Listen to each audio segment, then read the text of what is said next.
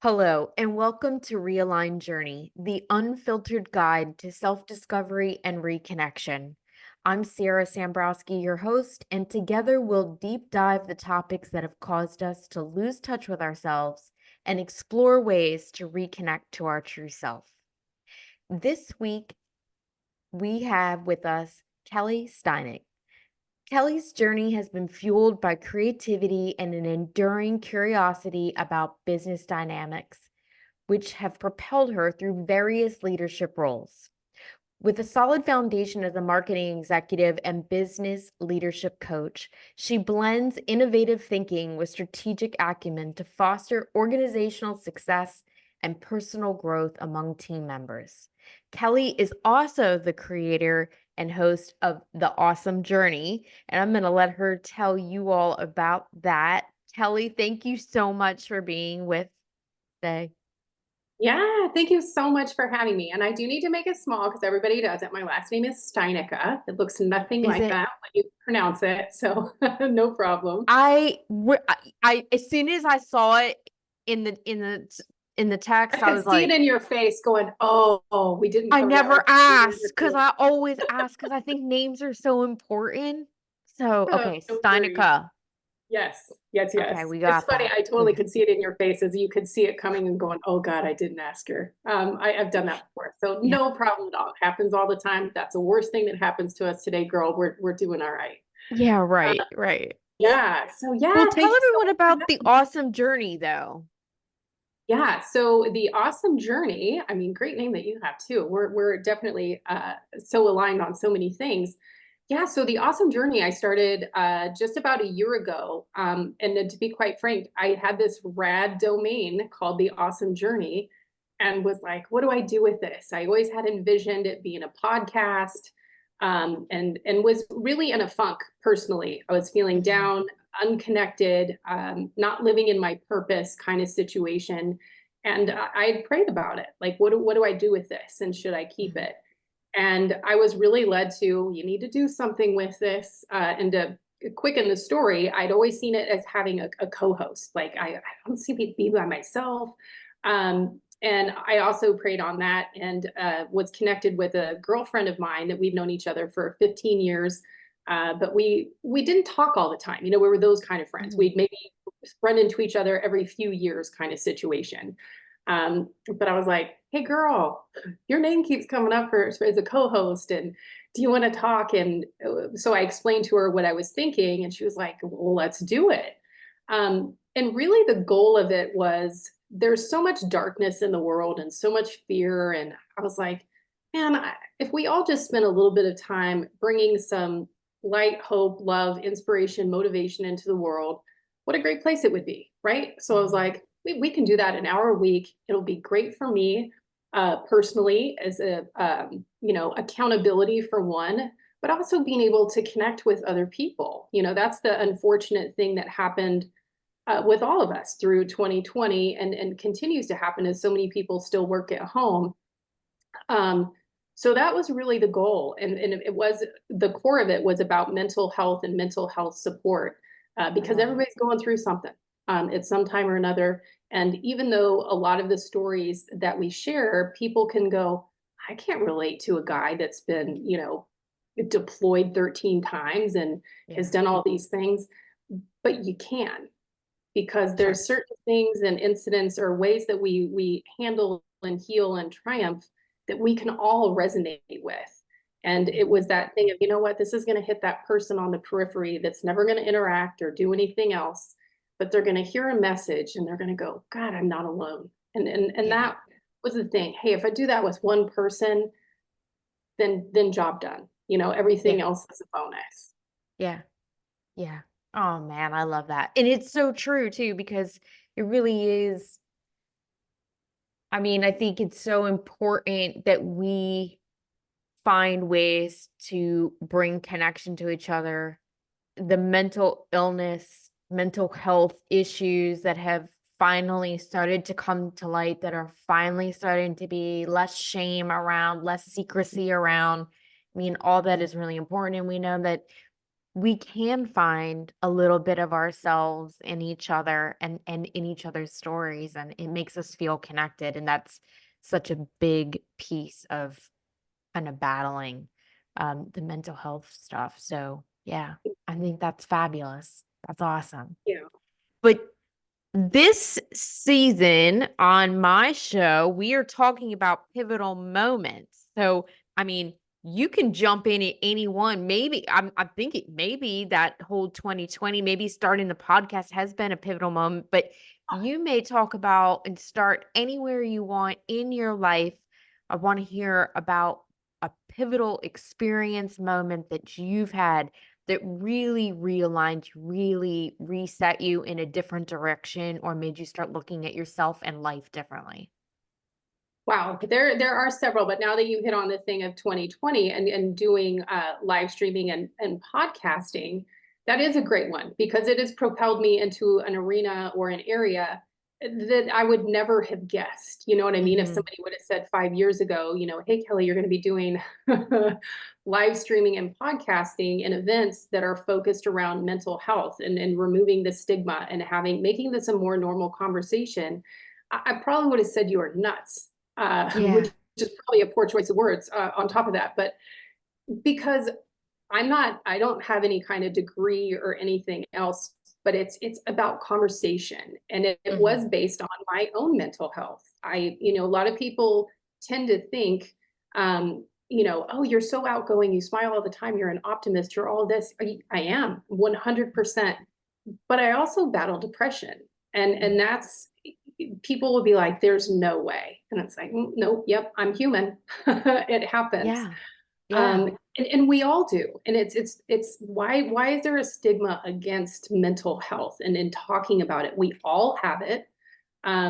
We don't have to be diagnosed with something. And if you are diagnosed with something, it's not a bad thing.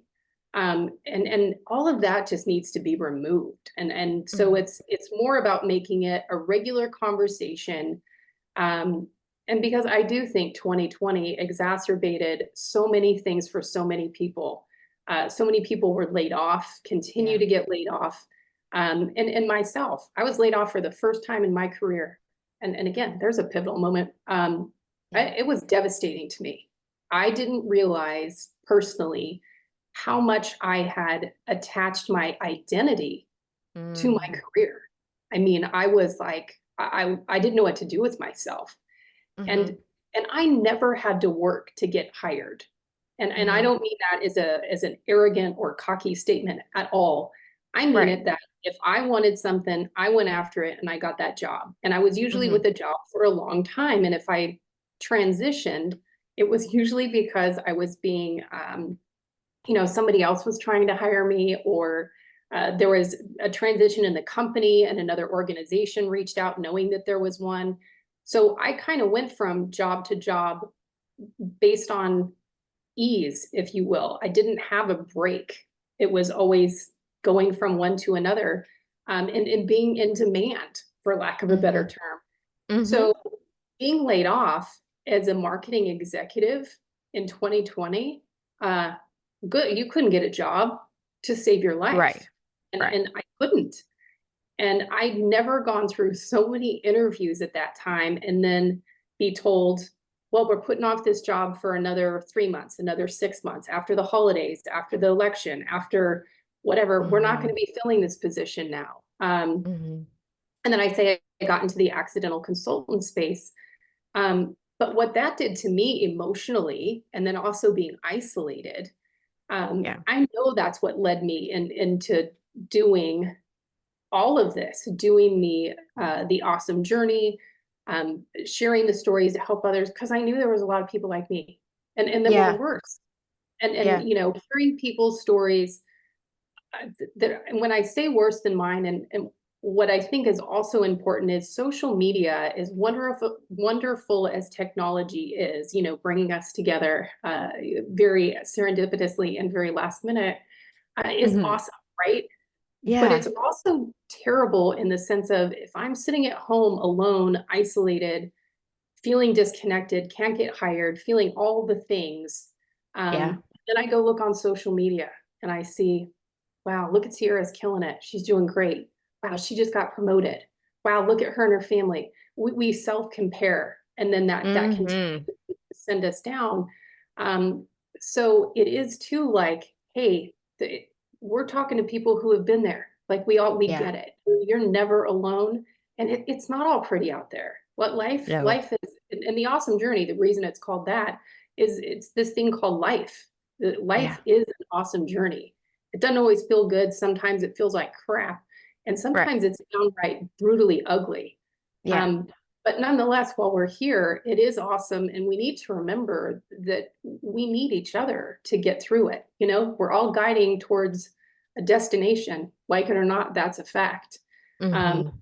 and we can really help each other through all of this if we're present and we just, be kind and listen and open and having the conversations like what you're doing.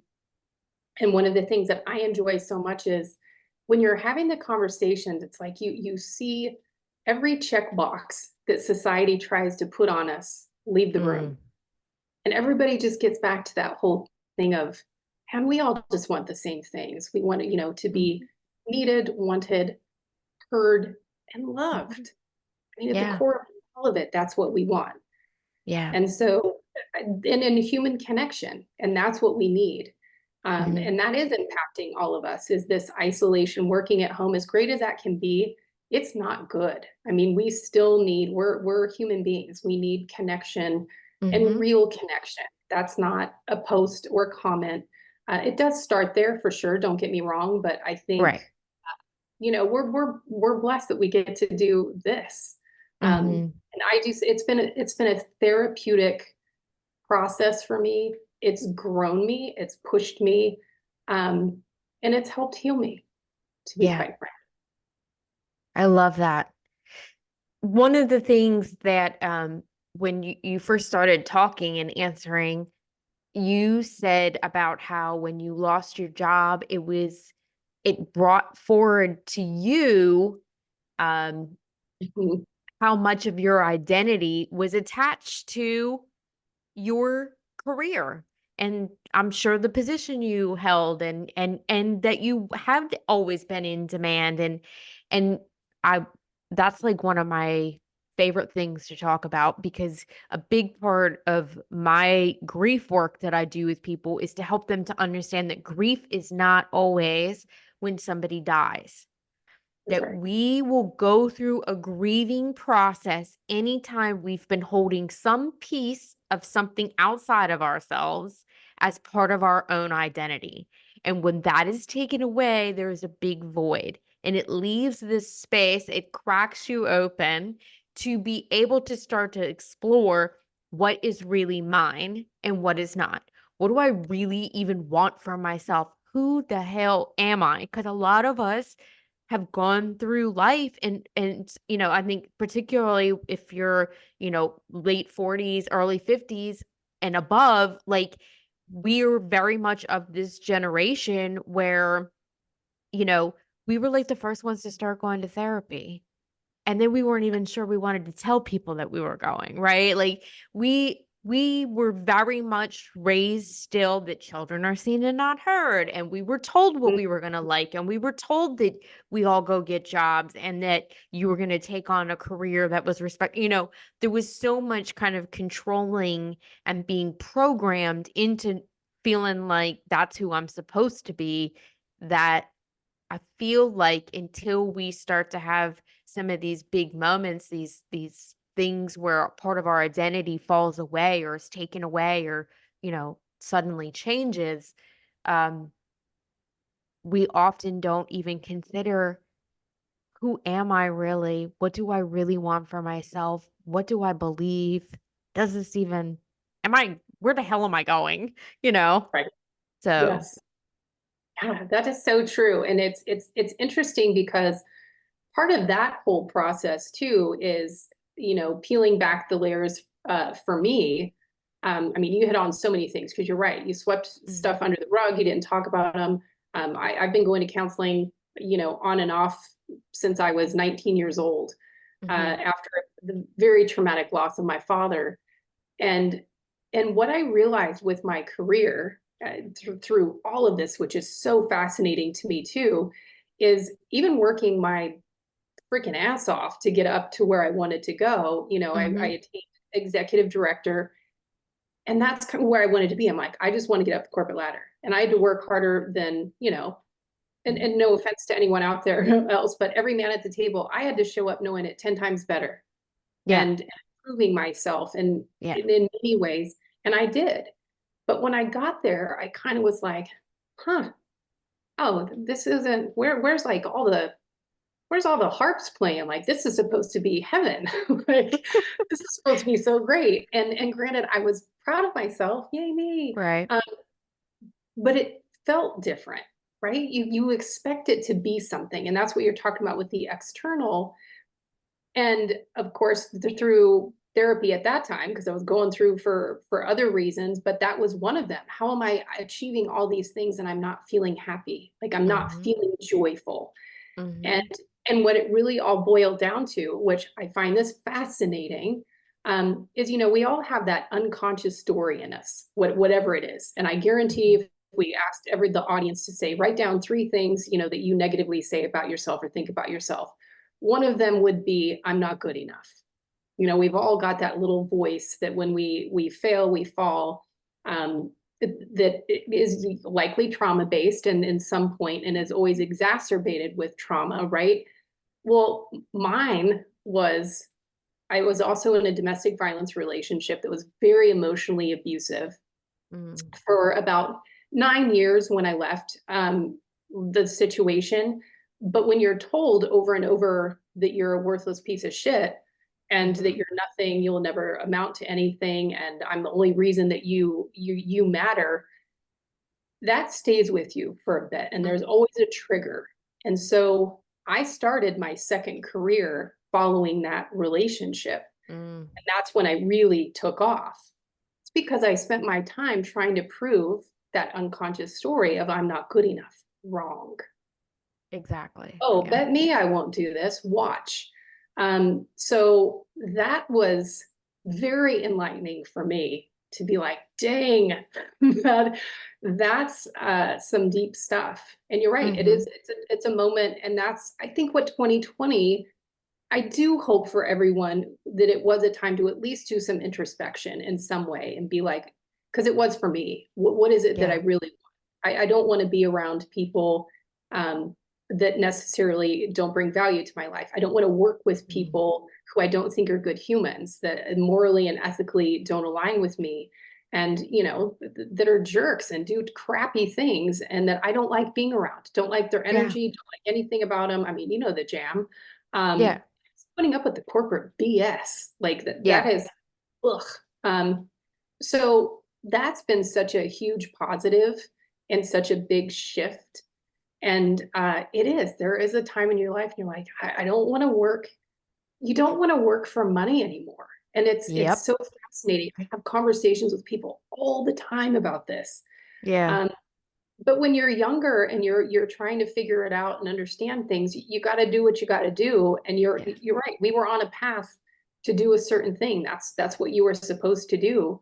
And now it's like, it's not about that. It's more about giving back. Because people will say that, well, you don't get paid to do your show. Why do you do it? I'm like, but you're looking at what I get paid as meaning a paycheck.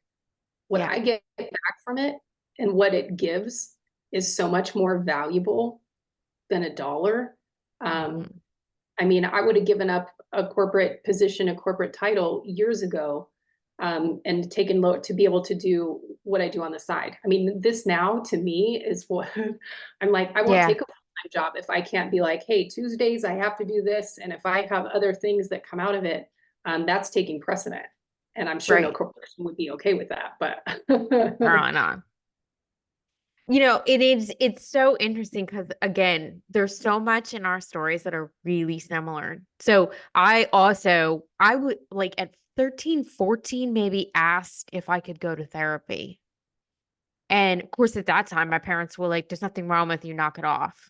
There right. was no, um, and so I have been in and out of therapy all my life, and I have no shame around it. I think it's awesome, and I've needed it. And there was always something in me, even as a kid, where I felt like I have to be able to be happier than this. Like Oh, I man. and it was the same as you. I had a smile on my face. I'm very positive. People liked me. I seemed to be very outgoing. They were always like calling me Little Miss Sunshine. Like even as a grown up, people still say that. People that don't even know me will be like, "Well, aren't you just like Little Miss Sunshine?" In a loving, kind way. Yeah. But I've struggled. I've struggled, and for me too, I also really laid heavily into my work as a way to be able to prove that I was good enough. Because for Mhm. me, one of my big things in my past was that I ended up having my daughter on my 17th birthday. And so prior to that, I had been like, straight A student and in the choir. Like I was always the really good girl, always did the right thing. Like I was the oldest. My siblings were like hiding beer under the beds and not curfew. And I was like afraid to do any of that. Like I never did anything wrong. And then I ended up pregnant, which was, like, the only thing my mother ever said to us, like, "Just graduate high school, not pregnant, and I don't care." Well, so much for that. Anyway, I always felt like, that I had so much that I had to try and constantly prove and earn, like, "See, I'm not that stereotype," and then to make it worse, I put myself in all these very male-dominated industries. I was in construction and real estate largely, um, you know, fitness industry, which back in the late 90s, early 2000s was only men. Like, so I was always putting myself in these positions where I was the only woman. Like you said, and you have to work 2 times, 3 times hard. I didn't really think about it then. Like Yeah, now me people neither. are like, that's wrong. And I was like, yeah, you know what? That was wrong. So wrong. um, but yeah. And so I think you're right to say that it is a way for us to, I think, kind of cope and find that connection back to our real selves when we don't know any other way. We think it's about doing those outward things and being able to hit those outside accomplishments and get the title and get the salary and all of these different things. And then yeah, like I came into a space, very deep dark depression, complete and total burnout. And I can remember like praying and being like, there is no amount of money in the world that is worth This. this. I don't ever want to feel this way again. And that, same thing. People sometimes say to me like, well, you turned all this down and are you making any of that back? Are you making anywhere near that yet? And I'm like, not yet, but what I have now is so much more valuable and precious to me Mhm. that I don't care. I don't care. I almost Hey, said I don't if I never take another vacation, but I don't wanna say that. I don't wanna yeah, put that out don't put there. that out there. Don't Uh, put that out in the universe. yeah, It's still a definitely vacation. not. Yeah.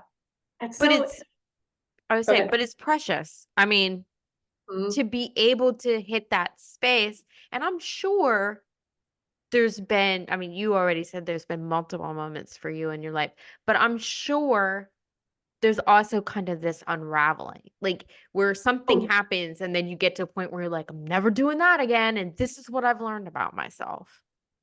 yeah. But I mean, is that's part of life, right? I think Mhm. when we stop evolving and growing, and one of the things that I do say all the time, like if growth were easy, everybody would be doing it, right? Right. Growth is friggin' painful. Yeah. And it's not fun. Uh, Yeah. and No. I think, certain phases of our life take us to a certain level, and then, we go along our way, something else happens, and, you continue to grow and evolve. And that is why when you get to a certain stage that it's like money has a totally different meaning. And it's like, man, now I get it when we were, a lot younger and kids and going, well, that's the dumbest thing I ever heard. Why wouldn't you Yeah. want to be making more money? Yeah. Or hearing people say you never see a Brinks truck following a hearse, and it's like, oh, I get that now. Like I totally Oh, get that's that, good. right? because Yeah. it doesn't matter. What matters is, and there's that saying I'm sure everybody has heard, it's not what we say to someone that they remember, it's how we made them feel. Hmm. And that's exactly it. And I've unfortunately pretty recently in the last 2 years lost one of my very dearest friends. Mm, But sorry. I was blessed to spend the last 2 weeks of his life with him in the hospital. And I cherished every single one of those moments when I was with him. Didn't matter if he was telling me the same three stories that he told me the day before. And he shared a lot of new stuff that he had never shared with me. And I felt like that was such a gift. Hmm. All that he cared about that last 2 weeks is telling everybody that he loved what he wanted to say and share what he wanted to say. That was it. He didn't give a shit Yeah. about anything else. And that's that little reminder of y'all, none of this other crap matters. Yeah. Because at the end, all that does matter is the simple things that we just said earlier on is it's all about love and connection. Hmm. Those moments stayed with me and will stay with me forever, and I cherish them. Um, but it also taught me the preciousness of life, and that you can go through a death with someone and it be beautiful. Um, Hmm. I mean, don't get me wrong, it was very painful. I did not like losing him at all, but I was so blessed to be able to have that time, and that I was able to be in that headspace of understanding the importance of that time. Hmm. Because had it been probably 5 years earlier, I'd have been working and I wouldn't have been able to be there as much. Right. Right. Yeah. And I mean, how do you go back on that? And yeah, so there, I took a hard left on you on that, but I just No, felt no, that. that's good. That's good. I would say, and actually, I mean, it what immediately I started thinking was what a beautiful gift that you were able to be there and go through that with your friend. And yes, people think of that as being like so hard and oh my God, I never want to do that and da da da da. But there's so much beautiful that comes out of it, and there's so much learning and healing for ourselves that comes out of it. So yeah, really what I want to do is ask you, like, I mean, besides a recognition around things being more precious and some realigning of values, maybe, what else did you really take away from that time though? Because it just seems like it would be so rich with gifts, honestly. It was. And the irony how someone else's death still heals others, other, like we were just saying, you continue to evolve and heal.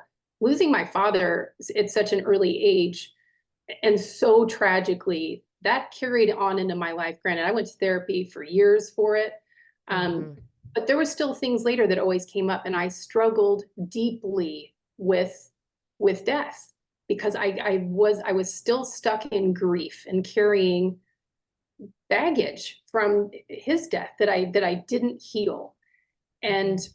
and there was something precious about with him, that it was like death isn't as scary as we all make it. And Mhm. granted, we don't like losing people because we feel like they're gone. And one of the most beautiful things, and that's what I was able to practice with this friend, that I'm so grateful that I had this opportunity, is I was going to a counselor because one of my dad's best friend, who I always called my uncle, he was very close to me. He was diagnosed with a terminal illness and was going to pass, obviously, Mhm. and I was devastated. But like Mm. it didn't match. Like I was devastated to a level that was not healthy. And I couldn't talk about it. Ended up going to a counselor. We worked through this whole process, and I was still associating abandonment to death. Mhm. And which, of course, that's ridiculous, because abandonment just means permanently or permanently leaving. It has Mhm. nothing to do with the person didn't choose to leave. Which I, of course, was like, I know my dad didn't choose to leave, but why am I carrying all this crap Mhm. over into Mhm. other people? Yeah. And again, a lot of exercises that went into this, but the end result was my counselor said, "So where's your uncle right now?" And I said, "Well, technically, right now he's in Dallas." And she said, "Well, can you see him?" I said, no. She's like, but you know he's there, right? I said, yeah, I do. She's like, what's going to be the difference when it's physically no longer here? And it's kind of one of those moments where Mm, you're like, man, why do some things sound so simple, but yet they're yeah. so difficult, right? Yeah. But it clicked with me. And Hmm. and so after that, I was able to be present in the rest of his illness and be there because otherwise I would have been so blinded by grief that I wouldn't have been able to be there. And so with Hmm. my friend who passed, that's part of it. I moved above it. So continue to grow from that experience to be able to be there and enjoy, and I'm using the word enjoy, but people who have gone through this will understand being present in that moment and the joy of those last moments with someone. Hmm. Because if I hadn't healed and grown from it over, the years that it took me to do, I would have been still blinded by grief and not been able to do anything about it. And I would have missed all of that. And Yeah. and don't get me wrong, it still broke my heart and I cried like nobody's business Of afterwards. course. But Yeah. I felt different and my whole being felt different about it. Um, and it's just, it really is one of those things in life that's interesting because the only thing that we're all guaranteed is death. But it's the one Hmm. thing that we don't talk about. And it's kind of like, ooh, like, and everybody Yeah. does it differently and nobody's right or wrong. Everybody is right in their own grief, but it's also recognizing, hey, I need some assist here because there is no rule book on how I'm supposed to do it and when I'm not doing it in a healthy manner or knowing, hey, Hmm. I'm stuck. I don't know why I'm stuck here, but I need a little shove or someone else to help me get through this. And that's okay too. We don't need Yeah. to try to figure those things out by ourselves, which goes back to the whole human connection. Yeah. Oh, there's so much good in there in what you just said. I hope people can hear that. One of my favorite things, and I heard you say this once before, was around the whole thing with your uncle and your therapist saying to you, is he still there? But he's there even though you can't see him, right? And he always, for me, when I heard you say it, and even when I've thought about it since then, and I always think of it as like our relationship to God, to spirit, honestly, is always what comes up.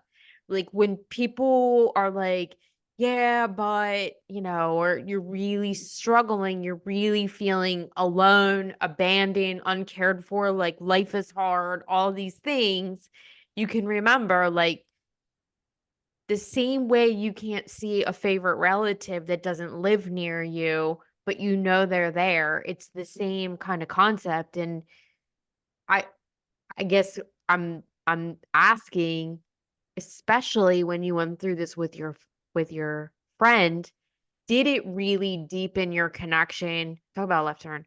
Did it really deepen your connection to God's spirit, however your faith is structured? Yes, Because it most seems to definitely. me, yeah. Yeah. And I think, you said it's such a big thing there because it is, right? It's blind faith. Faith is believing in something you can't see. Mhm. Um, and it is. But with my friend, the other interesting thing is, and actually now I'm really glad that you said that. He wasn't a religious person. And I do like to distinguish the fact of I personally think religion and faith are two different things. That's just my feeling. Agreed. And he wasn't really a man of faith, or he just wasn't. And never in his life was he. He found Christ while he was in the hospital that last two Mm. weeks, and I watched it happen. And ooh, I have goosebumps to my core now. Yeah, me too, actually. He was a cranky old dude. And I'm not, I mean, and anyone who knows him, I mean, and I say that in the most loving way. He was so kind to everyone that it was mind blowing to me. I mean, truly, because I'm like, what has Like, happened what the here? hell happened here? Yeah. What did you do? Hey, what did you do with my friend? Um, but the beauty, and he was so grateful for everyone. And I was Mm, like, dear God, like you see it happen to someone and that makes you, it deepens your belief. You can't not believe it because it's never too late. And watching that it was a catalyst for a lot of things because during that time, that was just a little over 2 years ago, people weren't talking about their faith openly Hmm. because, you were getting shut down or people were, seeing things. And I think it was probably a turning point and a guide of like, you know what? Hey, I'm not going to shut up. I've always rocked my ball cap with my blingy cross on it. But that's a little bit different than talking about your faith and being a believer and having these pivotal points are moments. And every conversation that I've had, it was never a prerequisite for our show for people to have faith. Like we didn't say, Hmm. hey, do you check this box? But every story that goes through some deep tragedy or some sort, faith is always involved Hmm. in the transition. And and that alone, that can't help Hmm. but change that. And that goes back to our whole thing of why the importance of certain things change, because our focus comes back on to that. That should be our focus. That's our center. That is who we are. Yeah. Um, because we're not our job. We're not a title. We're not the rad car. We're not, all the hundreds of friends that we think we have, or thousands, whatever it is these days that's acceptable as a number, um, which I think is just kind of sad because Hmm. I can truthfully say that, I've been in a relationship that I'd never felt more alone in my entire life. Hmm. But when I Same, left that sister. relationship, yeah, but when I left that relationship and was sitting on a mattress on a floor uh, in my latter 30s, and going, dear God, please help me be better and not bitter, I was reminded of I was alone because I was choosing to be alone, Hmm. because faith was not in the center of my relationship, Mm. and it came back in. And I think that is so important for all of us, and we all need the reminder. I just saw a great speech that one of my friends did, or a great talk, and it was called Remember. Clint Hatton, shout out to you. Uh, and it's about remembering God. We forget, we steer off, and we forget to come back to our center of who we Mm. are. And that's part of us being human. Yeah. And we all do forget, and we all need to be reminded. But that's why it's so important to surround ourselves with, good people that will say, hey, girl, I don't know what's going on with you, but Yeah. you need to get it back together, or something's up. And these life things do happen for a reason, and it is finding that meaning behind it. I don't love Hmm. that that my dear friend is no longer here, and I miss him dearly, but I'm with him. I know he's with me every day. Hmm. And Yeah.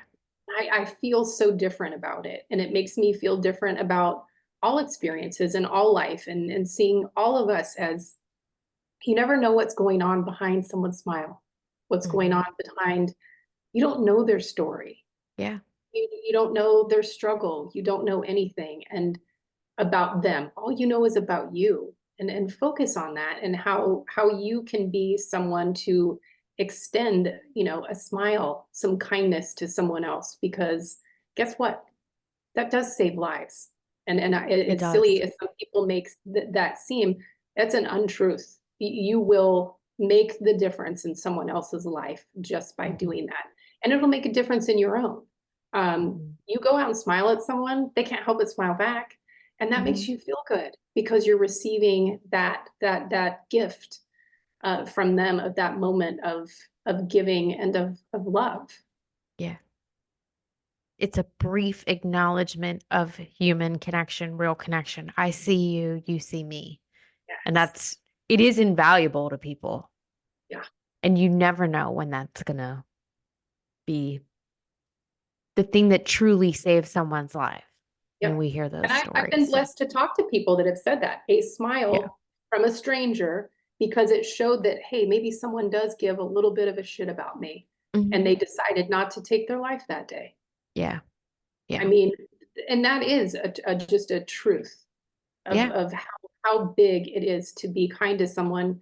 And I think that's why we all crave it so much. We have these stupid little things, and I joke about it. Smartphones are called smartphones, but they've sucked the brains out of a majority of the population.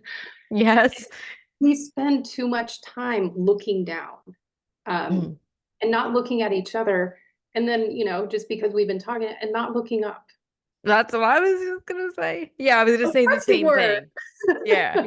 Yeah, I was gonna say the same thing. It's about looking up because Yes. I'm so glad that you again like kind of brought in all those things. And I always say, you know, what I do is often packaged in such a way that it looks like, okay, well, you're helping somebody with their business, you're helping them with themselves. And I always say, but what my real secret mission is that I'm helping them find the God in themselves and deepen that connection. Because Mm, that's really what makes any of us start to feel fulfilled. And that's really where the happiness and the joy comes from. And that's really what perpetuates kindness in the world. And if you want to look at it from another, like that's also what makes you feel abundant, successful, rich. We talked about money, and it will bring those things to you too, honestly. But it really does go back to if we really want to be able to manage transitions in lives and we really want to shift who we are in the direction that our life is going in. If you figure out who you are and allow that to be a reflection of your relationship with God, spirit, universe, whatever you want to call it, it will shift everything. amen. And you'll never be alone ever again. Oh, could not agree more. I love that so much. So much. Yeah. And I say, to, and this is a simple thing for people who don't, because a lot of people who generally resist, I think are ones that are just unsure or just a little bit too off, and it's like, hey, you know what? Start with something small. Nobody's telling you that you need to pray 5 times a day or do anything that makes you Mhm. feel uncomfortable. Start with some gratitude stuff. I do Yeah. a little thing called a 5-minute journal. And it is, you start your day with 3 things to be grateful for, and you end your day with 3 things to be grateful for. You don't even need a journal. You can just do that yourself. Do that, and I promise you, it will make a change. Hmm. It's impossible for you to have, and that's why everybody says mindset is everything. It is.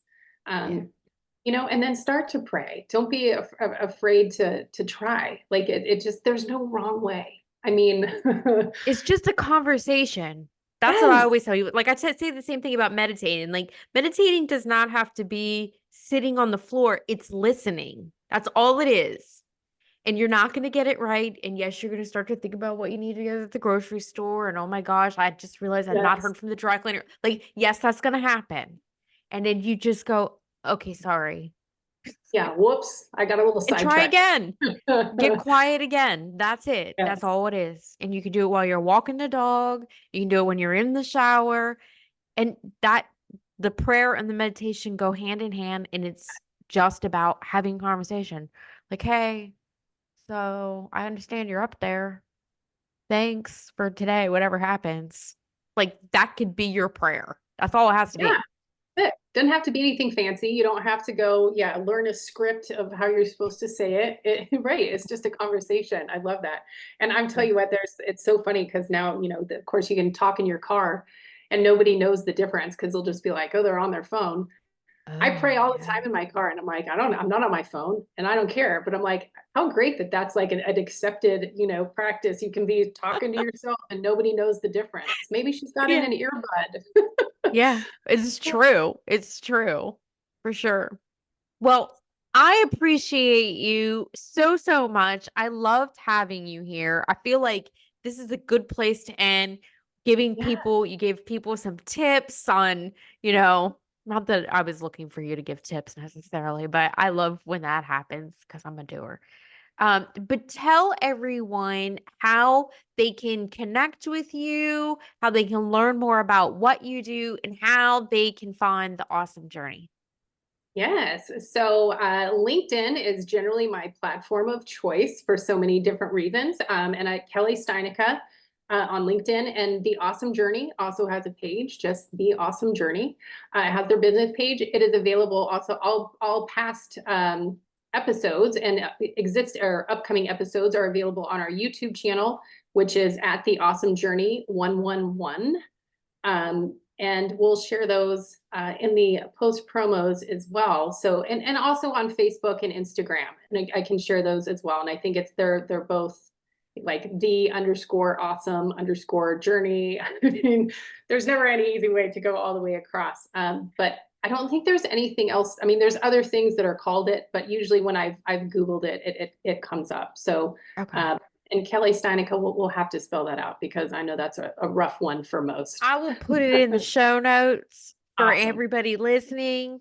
Go to the show notes. Yeah. You will see I'll put Kelly's name in there. I'll put a link in there to her LinkedIn and also And the the awesome awesome journey, and I journey. did leave that out. It is, we go live every Tuesday at 1:11 p.m. Eastern time.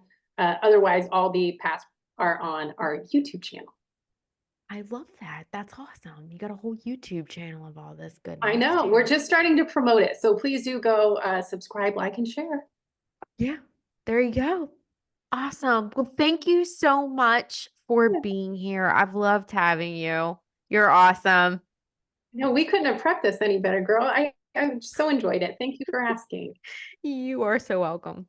And sojourners, thank you for joining me again on another great conversation that will hopefully help your journey. As Kelly just said about her show, please go ahead and like, share, follow, leave a review. I'd love to hear. I'm sure Kelly would love to hear what you thought and what your great takeaways were from this also. And then till next time. Ciao.